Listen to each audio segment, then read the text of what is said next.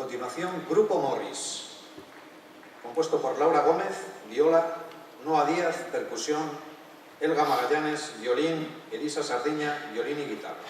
Obra, Coco. Película, Coco.